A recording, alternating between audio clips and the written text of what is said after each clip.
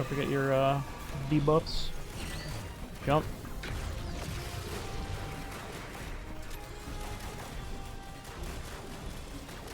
Do you have a darkness debuff, anybody?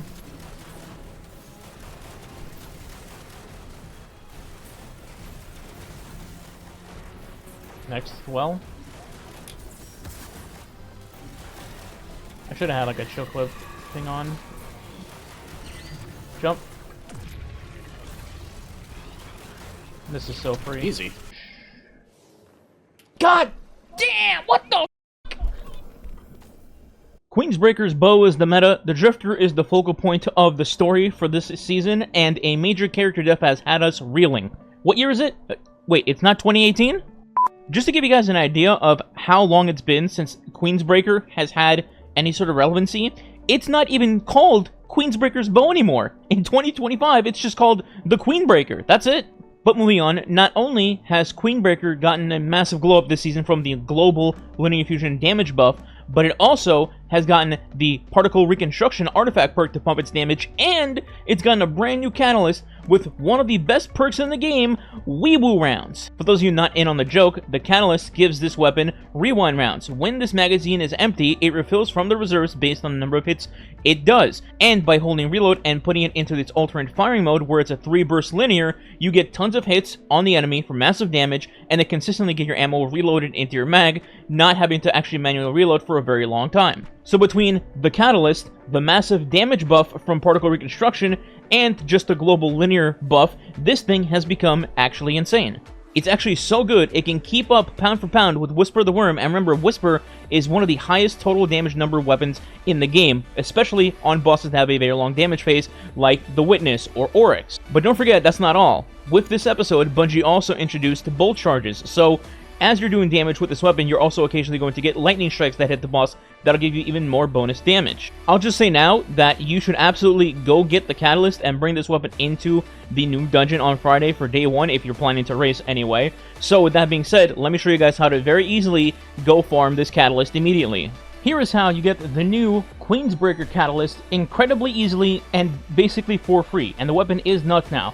All you gotta do is click Private Match in your orbit menus, click Collision for the game type. Map, you can pick whatever you want, just pick a small map. I prefer to pick Cauldron, just go to middle and cap it, bang, you're done. For the score, you want 5 because it's the lowest, and lastly, for the mode modifier, put on Momentum.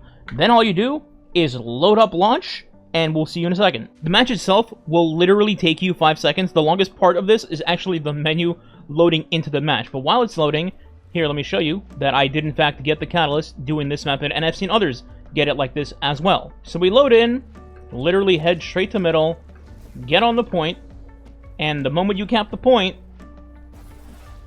you win the match. And that's literally it. That is how you get the catalyst. You could do it with 12 people, I guess, if you really had 12 people that need the catalyst, but that's it. Literally free, takes no time at all. Go get it, because the weapon is nuts. Now, before I go over character recommendations on what you should run Queenbreaker with, I do want to state one important thing. For particle reconstruction, when you're fighting bosses, you want to make sure nobody is tethering or tractor cannoning the boss. You have to use a regular standard weapon like Divinity, a Hunter Smoke Grenade, etc.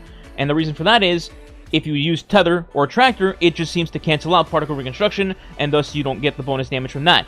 If you don't use Tether or Tractor, and you just use your normal stuff like Well, Surges, etc., it stacks on top of all of that. But if Tractor or Tether are involved, then it just fizzles out. It basically gets overridden, like Radiant and Well of Radiance together. Now, with that being said, when talking about combining this weapon with characters, Hunters, you are not going to be running Night Stalker if your full team is running Linears and Queenbreakers.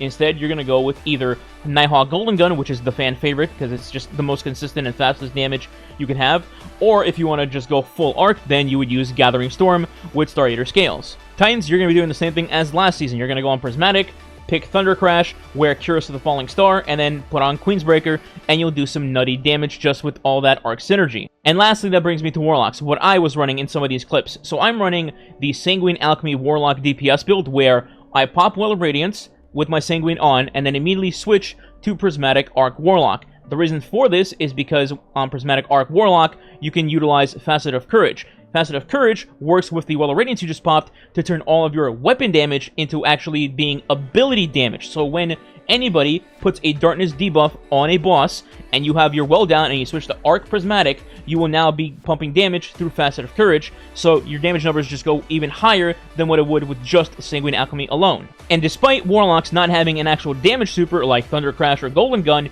you still pump out insane amounts of damage while just supporting your team with the well on the ground, healing them and giving them damage buffs. As for proccing Facet of Courage, the easiest way to do it besides actual darkness abilities is going to be any weapon with Chill Clip, like the Sidearm for Iron Banner, Riptide, or the Liturgy GL from last season, which can roll with Ambius Arsenal and Chill Clip. Any way you slice it though, and I can't even believe I'm saying this, in the year 2025, Queenbreaker is actually the meta.